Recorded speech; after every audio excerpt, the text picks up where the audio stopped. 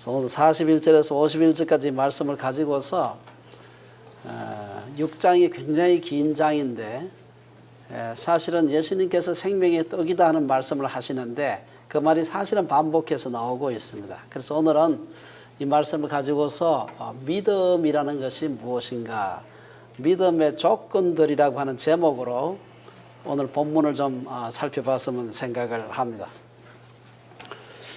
여러분들이 이제 통계를 보면은 우리나라의 이제 국민소득이 어느 정도 되느냐, 한 23,000달러 정도 됩니다. 지금 23,000달러 같으면 1년에 평균적으로 23,000달러라는 것인데 한 365일로 나누게 되면은 대개 하루에 한 60불 정도 조금 넘습니다. 하루에 60불을 보통 사람들이 이제 평균적으로 번다는 것이죠. 근데 60불을 벌면은 그 60불을 가지고서 순수하게 양식을 사서 밥을 해 먹으면은 몇 끼를 먹을 수 있느냐. 물론 잘 먹으면 뭐 한이 없지만 그러나 최소한 사람이 죽지 않고 살 수 있는 양식을 사서 먹으면은 적어도 열흘 이상 혹은 일주일 이상 먹을 수가 있습니다. 사실 우리가 하루 벌어가지고 일주일 혹은 열흘씩 먹을 수 있게 된 것은 인류 역사에서 그렇게 오래되지 않습니다. 굉장히 최근의 일입니다. 사실 우리가 한 50년 전까지만 해도, 50년 전이라는 것은 한 1960년대까지만 해도 보릿고기라는 게 있었습니다. 그냥 먹을 게 없어서 사람들이 굶는 것입니다. 그리고 이 먹는다는 자체가 사실은 삶의 가장 큰 부분이었던 때가 있었습니다. 잘 먹고 못 먹고를 떠나가지고 먹는다는 자체가. 그래서 이 먹는 것에 대해서 오늘날 우리가 물론 아직도 굶주림으로 고생하는 사람들이 있지만 그러나 지금은 많은 사람들, 특별히 적어도 중진국 이상의 나라에서는 먹는 것 때문에 고민하는 사람은 그렇게 많지가 않다. 우리 한국 사회를 가만히 생각해 봤을 때 정말 지금 여기 계시는 분들 중에 나이가 조금 드신 분들은 먹는 것 자체 때문에 고통을 당했던 그런 것을 아직도 기억을 하고 있습니다.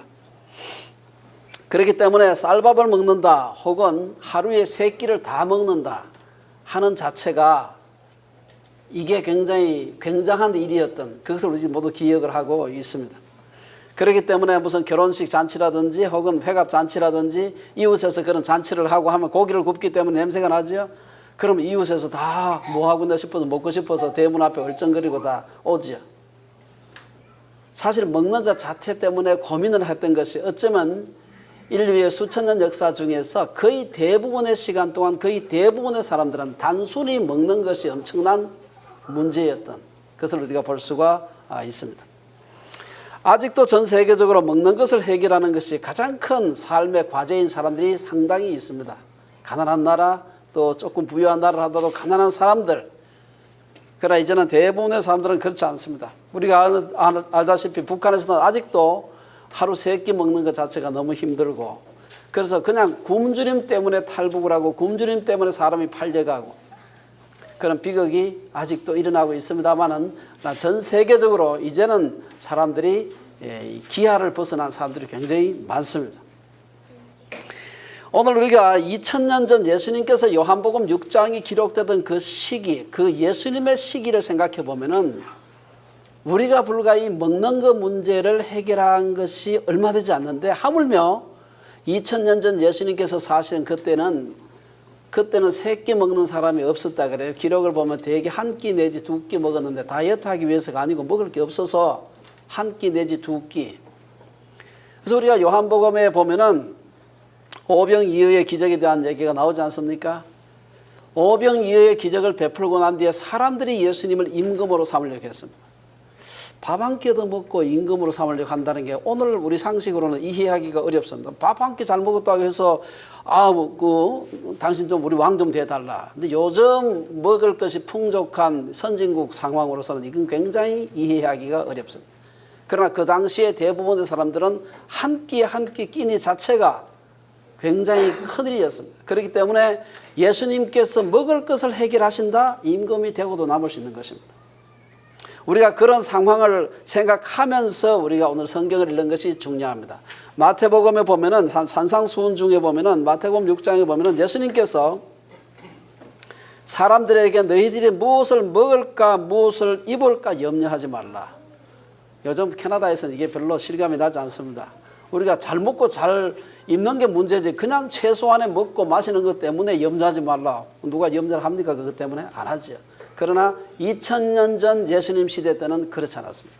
사람들이 정말 먹는 것 최소한의 입는 것이 얼마나 힘들었는가 하는 것을 우리가 언뜻 예수님의 그 말씀 중에서 우리가 볼 수가 있습니다. 그렇기 때문에 예수님은 육신이 먹고 사는 문제가 너무나 중요한 시대에 사시면서 자기를 가리켜서 그것보다도 더 중요한 떡, 더 중요한 양식이 있다. 그리고 자기 자신을 가르쳐서 나는 생명의 떡이다 라고 하는 이 교훈을 오늘 하고 있는 것입니다. 오늘 우리들보다도 훨씬 더 육신에 먹는 문제가 절박했던 그 시대인데도 불구하고 예수님께서는 그것보다 더 중요한 떡이 있다 라고 말씀하시는 것입니다. 오늘 이 말씀을 가지고서 예수님을 믿기 위한 믿음의 요건이 무엇인가? 생명의 떡을 먹는다고 했는데 생명의 떡을 먹는다고 하면 조금 너무 이상하잖아요. 근데 뒤에 오늘 본문 중에 보면은 생명의 떡을 먹는다고 하는 것은 예수님을 믿는 것이다. 아주 단도직입적으로 얘기를 하고 있습니다.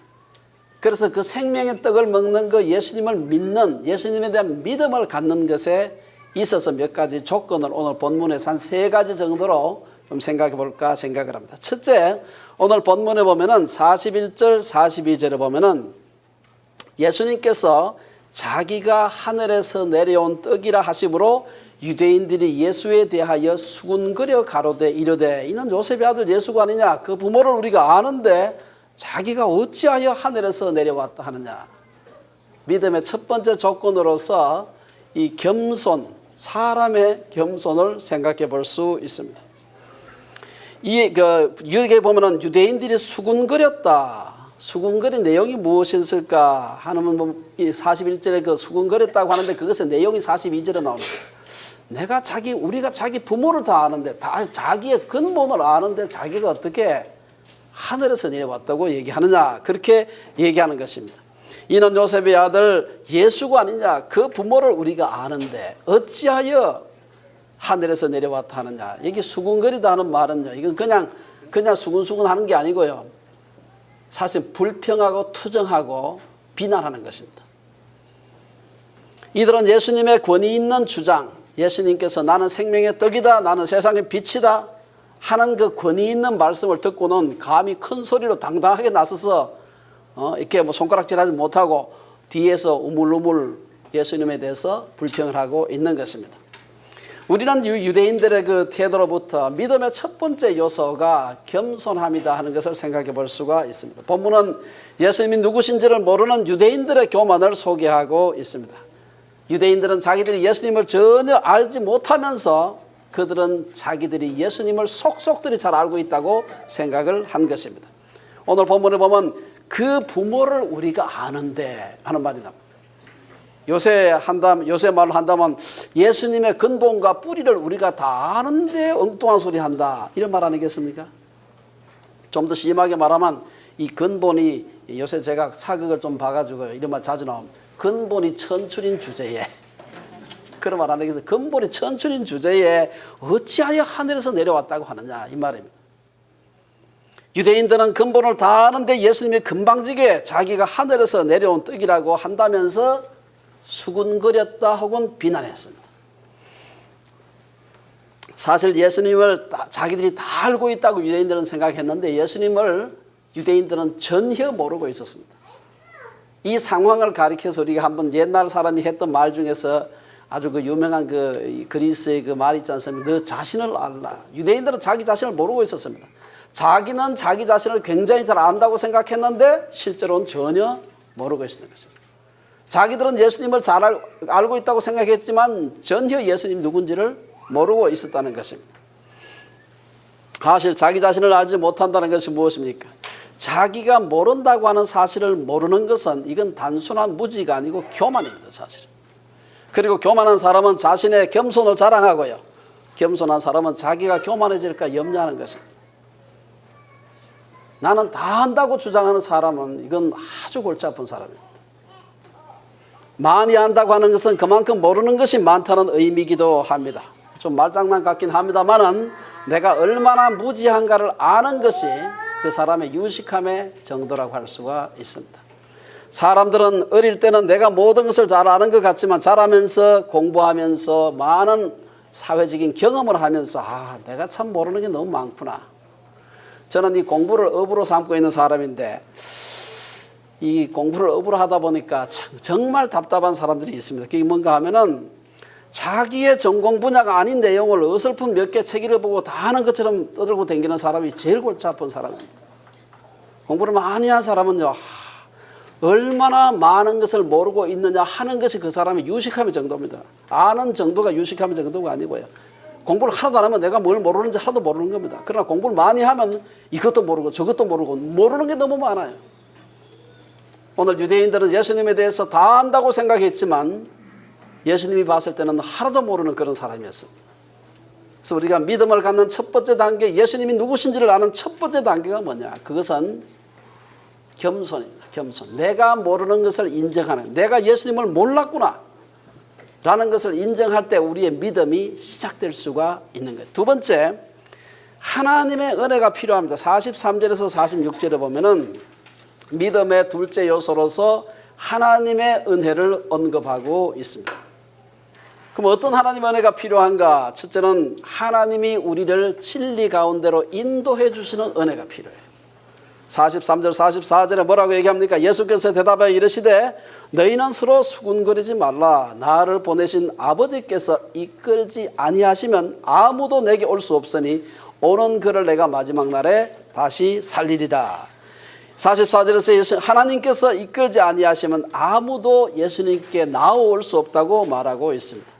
여기서 이끈다 하는 말은요, 이 헬라 말에 보면 이끈다 하는 말은 그냥 오라고 부르는 게 아닙니다. 강력하게 잡아서 끌고 가는 것을 의미하는 것이죠. 예수님께서 우리를 하나님께서 우리를 진리 되시는 예수님 앞으로 강하게 끌고 가지 않으면 우리는 그분을 알 수가 없는 것입니다. 하나님의 은혜가 없이는 우리가 믿음을 가질 수가 없는 것입니다.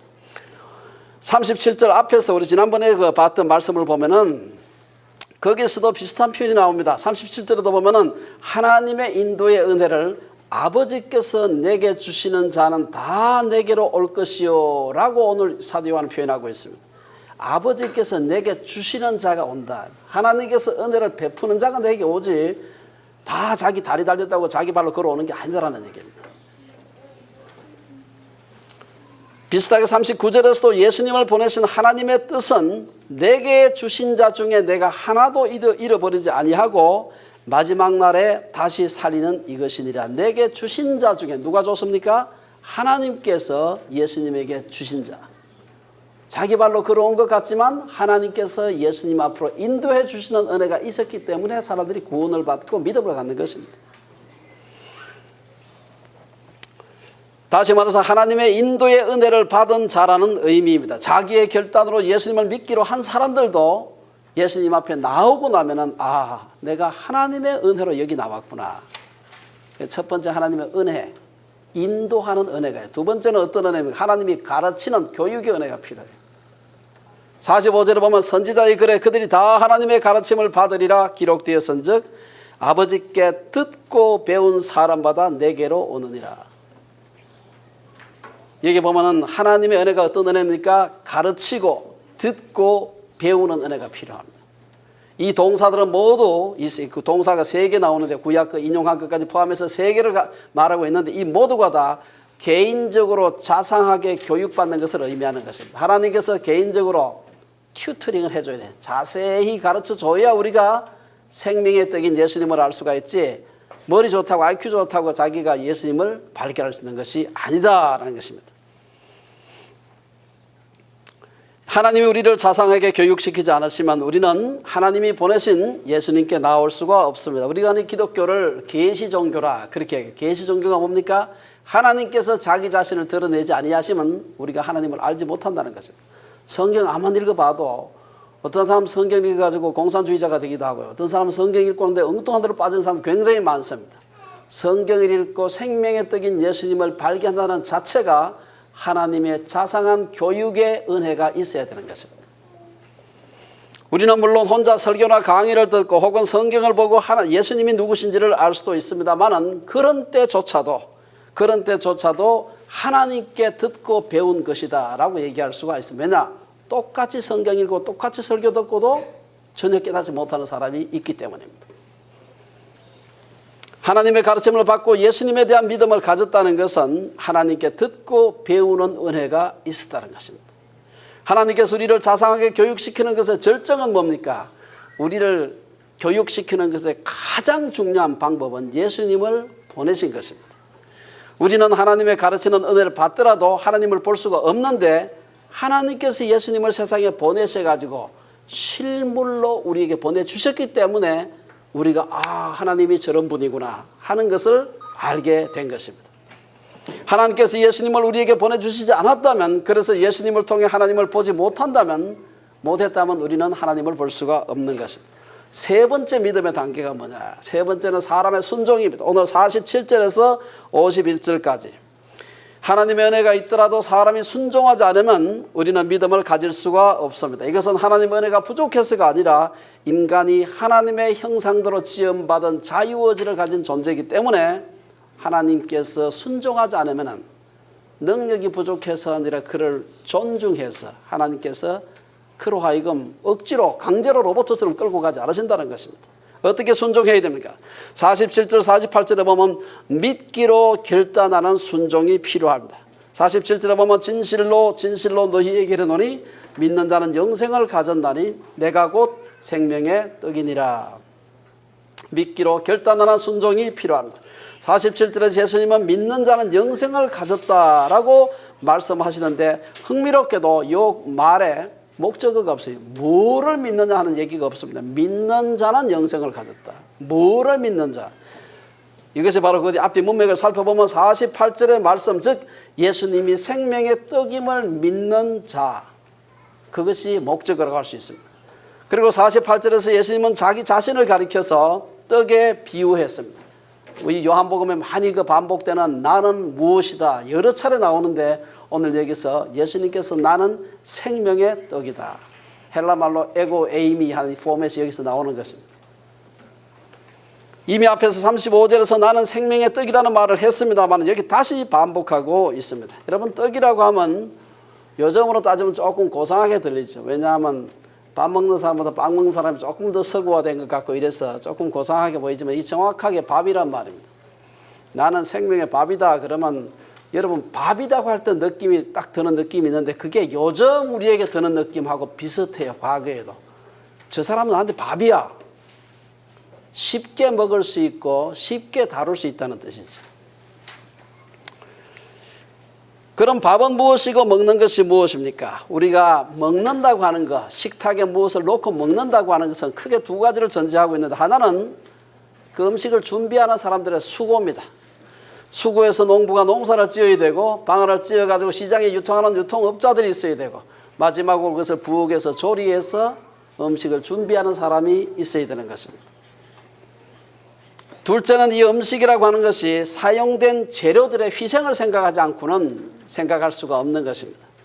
식탁에 올려진 모든 음식물들은 결국 생명을 가진 것들이 죽음으로 우리가 먹을 수 있게 된 것입니다. 우리가 먹는 쌀이나 채소나 생선이나 모든 것이 다 살아있는 것을 죽여서 먹는 것입니다.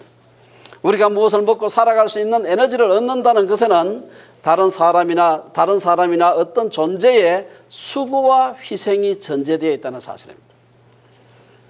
이처럼 예수님께서 우리의 생명의 떡이 되셨다는 것은 우리를 위해 수고하고 희생하신 분들이 있다는 것입니다. 예수님을 잉태해서 해산하고 키우는 마리아의 수고가 있었고 그 생명의 떡이 우리들에게 전해지기까지 수많은 믿음의 사람들의 수고와 희생이 있었습니다. 하지만 무엇보다도 성자 예수님의 씨앗이 마리아의 자궁에 떨어져서 사람의 몸으로 태어나시고 결국에는 십자가에 달려 죽으신 예수님의 자발적인 희생이 없었다면 오늘 우리들에게 이 생명의 떡은 전해지지 않았을 것입니다. 그러면 생명의 떡을 먹는 것은 구체적으로 무엇을 가리키는가? 오늘 본문 47절 48절은 예수님을 하늘에서 내려온 떡으로 믿는 것이 그것이 생명의 떡을 먹는 것이다 이렇게 얘기하고 있습니다. 믿는다는 것은 믿기로 작정하는 것입니다. 나는 한만 믿고 싶어도 믿기지 않아서 안 믿기로 했다.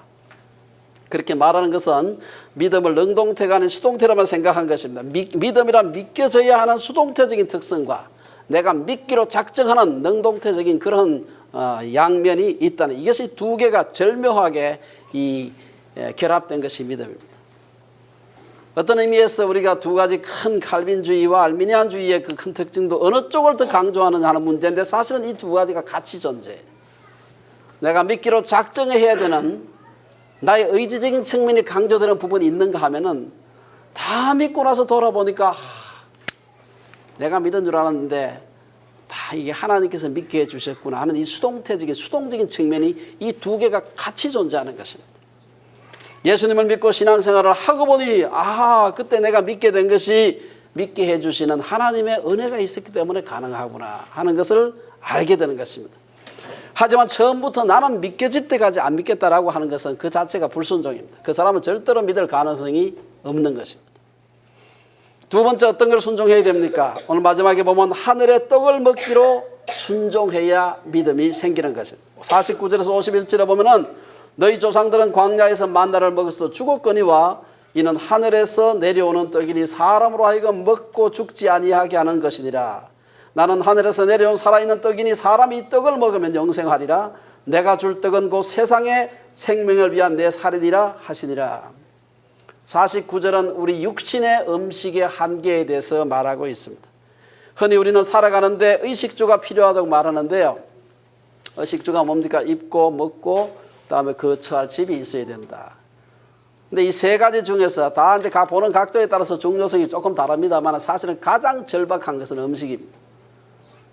음식, 당장에 한 끼 안 먹으면 당장에 우리가 배가 고프죠.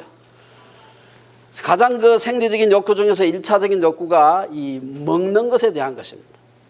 사람은 나서부터 죽을 때까지 먹으면서 사는 것입니다. 우리는 먹기 위해 살고 또 한편으로는 살기 위해서 먹기도 하는 것입니다. 먹는 것과 사는 것은 뗄 수 없는 관계가 있습니다. 문제는 그렇게 한평생 먹은 결과가 뭐냐? 한평생 먹고 난 뒤에 뭐 합니까? 장례식 같이 그러면 다 먹고 난 뒤에 죽습니다. 실컷 먹고 죽습니다. 예. 우리 이 장로님 100세 이상 사셨지만 보통 사람은 한 80세, 90세밖에 못 살거든요. 한 8, 90세 산다 생각해 보세요. 한 해가 365일이니 8, 30, 8, 6, 4, 한 3만 일 정도 삽니다. 한 사람이 태어나 죽을 때까지. 그렇죠? 한 8, 3, 24. 한 3만 일 정도 사는데 하루에 3끼 먹으면 10만 끼 먹으면 죽습니다. 우리 모두가 다. 그렇지 않습니까? 한 10만 끼 정도 먹고 난 뒤에 그렇게 많이 먹었으니 무지하게로 살아야 되는데 그러고 죽어버리는 것이죠. 이것이 육신의 양식의 한계다. 육신의 음식은 다만 삶을 연장시킬 뿐이고 죽음을 미룰 뿐입니다. 수천 년의 인류 역사에서 광야의 음식, 즉 육신을 위한 음식을 먹은 사람들은 다 죽었습니다. 그렇다면 육신의 떡은 무엇을 말합니까? 좋게 말한다면 우리의 육체를 살리기 위해서 먹는 음식을 말하는데, 넓게 말하면은 하나님 앞에서 의미가 없는, 의미를 찾지 못하는 모든 일을 우리가 육신의 양식이다, 그렇게 말할 수 있습니다. 종교적인 냄새가 나지 않는 일이 아니라 하나님과 관련되지 못한 일이 육신의 양식이다, 이렇게 말할 수 있습니다. 일시적인 의미가 아니라 정말 인간이라고 하는 것은 다른 동물들과는 달리 생의 의미를 추구하는 존재입니다. 가난해도 의미만 있으면 행복한데 암만 부자가 되어도 의미를 찾지 못한다, 그럼 불행한 것이죠. 의미가 있는 일을 할 때, 자신의 일에서 의미를 발견할 때 우리는 보람을 느끼게 되는 것입니다. 이것은 예수 안 믿는 사람도 잘 알고 있었습니다. 아리스토텔레스 같은 사람도 세상에서 가장 불행한 사람은 의미 없는 일을 하는 사람이다. 그 말은 반대로 뭐라고 얘기할 수 있습니까? 의미 있는 일을 하는 사람이 가장 행복한 사람이라는 뜻입니다. 성경적인 삶과는 별 관계가 없어 보이지만, 여러분 2년 전에 세상 떠나던 애플의 창립자 스티븐 잡스도 그 비슷한 얘기를 했습니다. 이 사람이 2005년도 스탠포드 대학 졸업식에서 연설하면서 이런 얘기를 했습니다. 진정으로 만족하는 유일한 길은 여러분들이 위대한 일이라고 믿는 일을 하는 것이다. 그리고 위대한 일을 하는 유일한 방법은 여러분이 하는 일을 사랑하는 것이다. 만일 여러분들이 아직 그런 일을 찾지 못했다면 계속 찾기 바란다. 주저앉지 말기 바란다. 예수 안 믿어도 아는 겁니다. 미국의 UCLA 경영학 교수였던 케네스 토마스라는 사람은 자신의 저서 우리말로 번역되어 있는 책입니다. 거기 보면은 사람이 열정을 가지고 일을 하게 하려면은 외적인 보상만으로는 안 된다. 다시 말해서 월급만 준다고 열심히 일하는 게 아니라는 것입니다. 일을 사람들이 열심히 하게 만들려면 그 외적인 보상 말고 한 4가지가 필요한데, 첫 번째 그 사람이 꽂은 것이 일의 의미를 발견합니다. 의미에 대한 자각이 있어요. sense of meaningfulness가 있어야 된다. 그래야 죽게 살기로 일을 하죠. 제가 이 말은 충분히 이해가 됩니다. 뭐 두 번째, 세 번째, 네 번째 있는데, 첫 번째가 자기가 지금 하고 있는 일의 의미를 깨닫는 것입니다. 그럴 때 사람들이 죽기 살기 돈 안 줘도 일하는 것입니다. 여러분, 선교회 같은데 왜 사람들이 그렇게 일을 합니까? 돈도 조금밖에 안 주거나 자원봉사인데도 불구하고 그 일에 의미가 있다고 생각하기 때문입니다. 하지만 자기가 하는 일을 사랑한다고 해서 스스로 자기의 일에서 의미를 발견한다고 해서 하나님 앞에서 다 의미 있는 일이냐? 그건 좀 다른 얘기입니다. 인류 역사를 보면 자기가 하는 일을 사랑하면서도 자기가 하는 일에 의미를 찾았다고 하면서도 사람들에게 해를 끼친 사람들이 굉장히 많습니다. 우리가 아는 대로 히틀러가 그러했고, 수많은 사이비 이단 교주들이 자기 딴에는 자기 스스로 의미를 찾았다고 생각할지 모르지만 그들로 인해서 얼마나 많은 사람들이 고통을 당했는지 모릅니다. 자신이 의미를 발견한 일이 그것이 올바른 의미라는 것을 보증해 주시는 분이 하나님이십니다. 그 소명의 보증은 바로 우리가 생명의 떡이 되시는 예수님을 먹고 사는가 하는 점입니다. 두 번째, 50절에서 51절은 하늘의 떡의 능력을 우리에게 말하고 있습니다. 50절 51절에서 하늘의 떡을 먹는 자, 즉 예수를 믿는 자는 죽어도 살겠고 살아서 믿는 자는 영원히 죽지 않는다. 예수님은 자신을 가리켜서 하늘에서 내려온 떡이라고 말씀하셨고, 이 떡을 먹으면 죽지 않는다고 했습니다. 사람들은 죽는 것이 너무 두렵기 때문에 죽음을 갖다가 희화해서 아주 즐겁게 표현한 그런 경우가 많습니다. 영국학자 스펜서라는 사람은 삶이 두려워서 사회를 만들었고 죽음이 두려워서 종교를 만들었다, 뭐 그런 얘기를 했습니다. 고대 중국 사람들은 죽는 것 너무 무서우니까 그걸 아주 희극화해서 아주 재미있게 만들어서, 이 중국 사람 쓴 말입니다. 선유라는 말을 해요. 선유. 신선처럼 놀러 가는 것이 죽음이다. 선유. 신선에 대해서 선계를 논일러 가는 것을 죽음이라. 하지만 죽음을 아름답게 그리고 완곡하게 표현한다고 해서 죽음의 두려움이 없어질까? 그렇지 않습니다. 죽음에 대한 공포는 표현 방법이나 죽음을 극복하는 훈련으로 없앨 수 있는 것이 아닙니다. 근원적으로 죽음을 이기는 것이 필요합니다. 성경은 바로 예수님께서 우리를 이 죽음의 두려움으로부터 해방시키기 위해서 오셨다, 그렇게 말하는 것입니다. 히브리서 2장 15절에 보면 또 죽기를 무서워함으로 한평생 매여 종노릇하는 모든 자들을 놓아주기 위해서 세상에 예수님이 오셨다라고 얘기합니다. 그리고 이 죽음의 두려움이 해결되었음을 선포하는 상징이 성찬식입니다. 우리가 한 달에 한 번씩 성찬식을 합니다만은, 성찬식은 비록 우리가 죽음의 공포로부터 다 벗어나지 못했지만 그걸 자꾸 리마인드 시켜주는 방법이 성찬식입니다. 51절에서 56절 본문 그 이후의 말씀을 보면은 이게 성찬식 말씀이 아닌데 성찬식에 대한 얘기를 지금 하고 있는 것입니다. 예수님께서 성찬식을 시작하신 것이 마지막 십자가를 지시기 직전 최후의 만찬 때 시작하신 게 아니에요. 제가 오늘 이 말씀 읽으면서 예수님이 평소에 성찬식에 대한 그 상징이지만 상징을 늘 생각하고 계시구나. 그리고 가장 의미가 있고 제자들의 가슴 속에 머릿속에 각인될 수 있는 최후의 만찬 때, 이제 24시간 뒤에 그 처절하게 십자가에서 달려 죽을 때, 그때야말로 제자들이 얼마나 엄숙하겠습니까? 그때 예수님께서 이 성찬식을 갖다가 제정하신 것을 볼 수가 있는데, 그 생각은 그때 언뜻 생각하신 게 아니고 오늘 이 말씀을 읽어보면 이게 그냥 성찬식 얘기입니다. 예수님께서 평소에 늘 그 생각하고 계셨다는 것을 볼 수가 있습니다. 성찬식은 상징이지만 그 속에 실체가 있습니다. 성찬한 우리로 하여금 영생하는 생명의 떡인 예수님을 먹는 상징입니다. 이 상징을 통해 예수님은 우리들에게 썩을 양식을 위해 살지 말고 영생하도록 있는 양식을 먹으라고 말씀하시는 거예요. 그리고 하나님이 보내신 자를 믿는 것이 곧 영생하는 양식이라고 말씀하시는 것입니다. 오늘 51절에서 예수님은 자신을 가리켜서 다시 앞에서 이미 몇 차례 반복하셨어요. 다시 여기서 나는 생명의 떡이다 이렇게 얘기하고 있습니다. 35절에서 그 얘기했고 48절에서도 그 얘기했습니다. 나는 무엇이다 에고 에이미라는 말을 여기서도 또 하고 있는 것입니다. 왜 그렇습니까? 우리는 사도 요한이 요한복음을 기록한 목적이 바로 예수님이 누구신지를 우리에게 말씀하기 위해서다. 요한복음 20장 31절에서 얘기하고 있는 그 요한복음 전체의 주제를 생각하면은 사도 요한이 의도적으로 똑같은 말을 반복하고 있는 것을 볼 수가 있습니다. 예수님은 본문에서 자신을 유독 떡이라고 말씀하신 것을 우리가 어떻게 이해해야 할까요? 우리는 흔히 떡을 여러 문맥에서 말을 합니다. 여러분 이거 찹쌀로 찰떡을 만들 때 맛있는 떡이 되기 위해서 어떻게 됩니까? 절구에 그 밥을 넣고서 찢는 것입니다. 아주 그냥 형체도 없이 그냥 찌어야 되죠. 여기서 출발해서 우리말에 떡이 되도록 맞았다. 그런 말 하죠. 아주 직사견 죽도록 맞았다 할 때 떡이 되도록 맞았다. 묵사발이 되었다 뭐 이런 말들. 이게 다 철저하게 자기 자신이 죽는 것을 의미할 때 묵사발이 되었다 뭐 이렇게 하죠.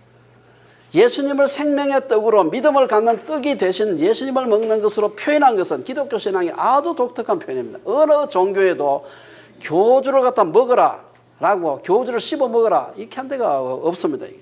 세상의 많은 종교들 가운데 신앙을 갖는 것을 신앙의 대상이 되는 분을 먹는 것으로 표현한 것은 성경이 유일한 데입니다. 성경이 말하는 믿음은 철학이나 사변이 아니라 먹는 것과 같이 실제적인 행동입니다. 농부들의 수고와 먹거리들의 희생으로 인해 우리의 육신의 양식을 먹을 수 있게 되는 것처럼 예수님의 수고와 희생으로 우리가 영생의 소망을 갖게 된 것입니다. 음식과 사람의 존재는 밀접한 관계가 있습니다. 흔히 사람들은 먹는 음식이 그 사람이라고 말을 합니다. 육식 좋아하는 사람, 채식 좋아하는 사람, 많이 먹는 사람, 적게 먹는 사람, 몇 개 먹는 사람, 짜게 먹고 싱겁게 먹는 사람, 사람이 그 음식이 그 사람을 만들어간다. 현대의학의 시조라고 하는 히포크라테스 같은 사람은 음식으로 못 고치는 병은 의사도 못 고친다. 예수님께서 떡집을 의미하는 베들레헴에서 태어나신 것은 특별한 의미가 있습니다. 베들레헴, 베트 하나만 집이라는 뜻이고 레헴은 빵입니다. 예수님은 빵집이라고 하는 동네에서 태어나셨어요. 그리고 한평생 자기 자신을 떡이라고 말씀하세요. 떡집에서 태어나신 예수님을 먹지 않으면 인간의 근원적인 허기와 기갈은 해결될 수가 없습니다. 아무리 출세하고 돈 벌고 유명해지고 그 모든 세상의 음식들은 더 큰 허기와 갈증을 불러올 뿐입니다.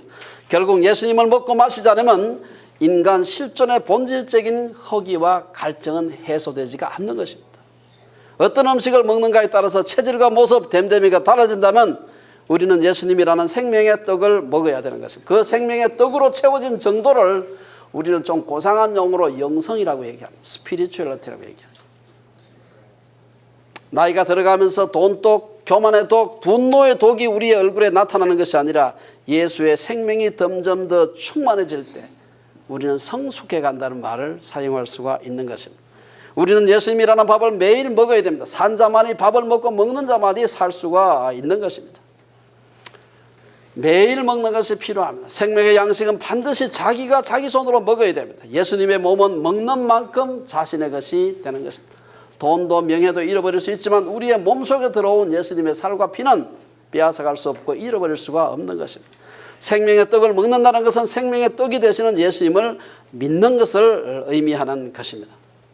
오늘 본문 뒤에 보면 54절에 보면 예수님을 믿는 것으로 이렇게 떡을 먹는 것을 예수님을 믿는 것으로 이렇게 표현하고 있습니다.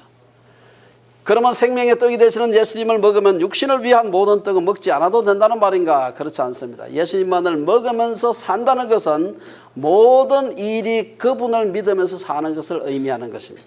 이것을 가장 잘 표현한 사람으로서 16세기 스페인 귀족 집안에서 태어나서 갈멜 수도의 수녀가 되었던 아빌라 테레사라는 사람의 예를 들 수가 있습니다. 가톨릭 사람이지.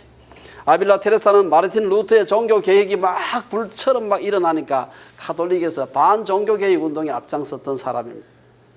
결국 가톨릭이 개혁하지 않으면 안 된다. 그래야 종교 개혁이 퍼지지 않도록 하려면 가톨릭이 개혁해야 된다는 것입니다. 그러면서 그는 많은 가톨릭 내에서 핍박과 어려움을 경험하면서 수도원 개혁회의대와 가톨릭 자체를 개혁해야 된다. 그래야 종교 개혁을 우리가 막을 수 있지, 안 그러면 되지 않는다고 아주 강력하게 얘기를 했습니다. 그녀는 기도와 시, 찬양으로 한평생을 보냈습니다. 그리고 그 사람이 남긴 시 중에서 하나님만으로 만족하게 하옵소서, 이 짧은 말입니다. 이게 아주 라틴어 경기로서 솔로 디오스 바스타라고 하는 이 말이 지금까지도 수도사들이 수도원에서 이게 독백으로 늘 이렇게 얘기하고, 솔로 디오스 바스타, 하나님만으로만 만족하게 하옵소서. 하나님만으로 만족한다는 말은 곧 생명의 떡이 되시는 예수님을 먹는 것으로 모든 일이 예수님으로 인해서 발견한 가치와 보람에 만족한다는 의미가 있습니다. 이렇게 될 때 우리는 육신의 떡을 먹는 것조차도 생명의 떡이 되시는 예수님을 먹는 것이라고 할 수 있습니다. 결론적으로 한두 가지 말씀드리고 얘기를 마치겠습니다. 우리가 역사를 살펴보면 우리도 다 오래 살고 싶고 건강하게 살고 싶지만, 옛날에 중국에 여러분 그 한무제에는 신선이 되어가지고 장생불사 한번 해볼까 싶어가지고 높이가 20장이면 60m입니다. 요새 같으면 한 20층 높이하고 비슷해요. 높이 20장, 이 60m, 그리고 그 위에 10아름이나 되는 거대한 구리소반, 이걸 승노반이라고 해요. 이슬을 받아먹기 위해 가지고. 이슬이 제일 깨끗한 줄은 그때도 알았나 봐요, 아마. 그래서 그걸 갖다 그 큰 쟁반을 만들어서 거기서 나오는 승노반에서 나오는 이슬을 먹고 안 죽으려고 발버둥을 쳤습니다. 하지만 70세도 채 되지 못하고 죽었습니다. 진나라 시황제는 어떻습니까? 불사약 구하려고 수많은 보물과 동남동녀 500명을 동방삼신산에 보냈지만 50도 안 돼서 죽었습니다. 이 사람은 그다가 치명적인 수원을 불로 불사약이라고 주장해서 먹다가 수원 중독으로 죽었다 그럽니다. 한무제나 시황제는 모두 육신의 떡을 먹으면서 영생하려고 노력했던 사람들입니다. 하지만 세상에는 예수님의 말씀대로 하늘로부터 내려온 떡을 먹으면서 영생을 얻은 사람이 있습니다. 제가 마지막으로 한번 소개하고 싶은 사람인데, 제가 이분에 대한 뭐 영어로 된 거긴 합니다만 제가 지난 한 주 동안 읽으면서 은혜를 많이 받았는데, 가톨릭의 사제를 하시는 분입니다. 1941년 6월 30일 나치 히틀러 치하의 폴란드의 아우슈비츠 포로 수용소에서 일어난 일입니다. 유대인을 수용했던 이 포로 수용소에서 포로 한 명이 탈출을 했습니다. 당시 그 포로 수용소는 사람들이 들어오면 죽기 때문에 죽기 살기 탈출하는 것입니다. 이 탈출을 막기 위한 방법 중에 하나가, 방법으로 고안한 것이 뭔가 하면 한 사람 탈출하면 10명 끄집어서 죽이는 것입니다. 그런데 한 사람이 탈출을 했습니다. 미리 경고한 대로 10명의 포로를 임의로 선정해서 특별히 고안된 아사 벙커 속에, 굶어 죽이는 벙커 속에 절대로 못 나오도록 집어넣어가지고 굶겨서 죽이는 것입니다. 그래서 그 사령관이 포로들을 다 모아놓고 직접 너 해서 10사람 지명을 했습니다. 사람들이 뭐 그 얘기 듣는 순간 다 얼굴이 노래지지 않겠습니까? 근데 그 중에 한 사람이 프란시스 가요프니체크라, 이름이 상당히 복잡해요. 가요프니체크. 프란시스 가요프니체크란 남자가 지명을 당했을 때 이 사람은 비명을 질렀습니다. 내 아내도 있고 난 아이들도 있는데 어떻게 하면 좋을까? 막 소리를 내가, 나이가 40이 된 사람인데 막 대성통곡을 하고 막 울었습니다.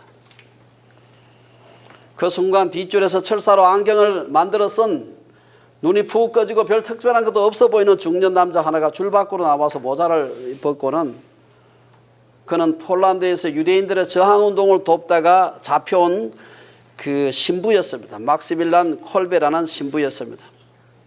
그때 그가 그 사령관 앞에 나와서 한 말이 정확하게 어떻게 했는지는 그 그대로 남아있지 않습니다만 문헌에 보면 이렇게 나와 있어요. 저는 폴란드에서 온 가톨릭 신부입니다.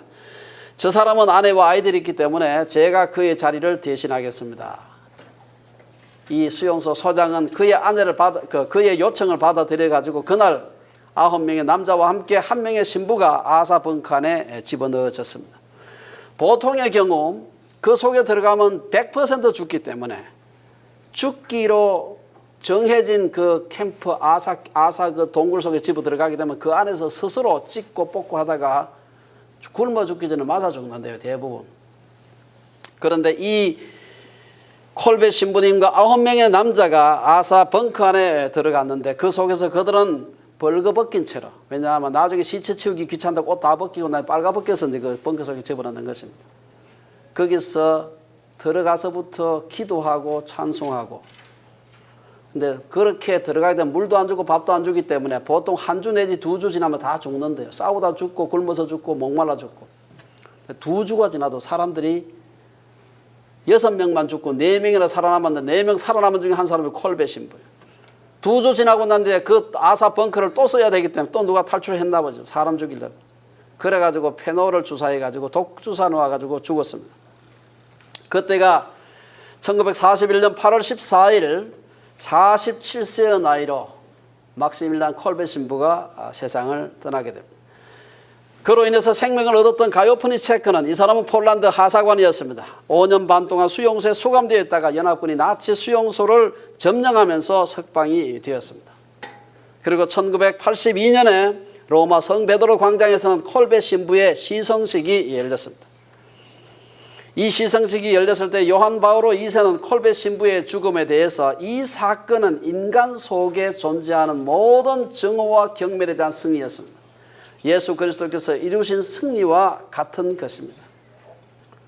저는 이 콜베 신부에 대한 이 글이 상당히 긴데요. 제가 짧게 요약해서 말씀을 드렸습니다만 이 말씀을 읽으면서 정말 이 생명의 떡을 먹고 영생한다는 것의 의미가 무엇인가 하는 생각을 많이 해봤습니다. 여러분 육신의 양식이 위 속에서 소화되지 않는다고 생각해 보세요. 밥을 먹었는데 생전에 배가 안 고프다. 그러면 이것은 소화불량 중에 그런 상소화불량이죠. 그러나 예수님 우리의 생명의 떡이 되시는 예수님을 우리가 먹고 마심으로써 우리는 영생을 얻게 된다고 말하는 것입니다. 오늘 우리가 보았던 콜베 신부님처럼 다시는 배고프지 않는 생명의 양식을 먹는다는 것이 무엇인지 오늘 본문이 우리에게 말하고 있는 것입니다. 우리 모두 귀한 생명의 떡이 되시는 예수님을 먹고 마시는 우리 온 성도들이 되시기를 주의 이름으로 축원합니다.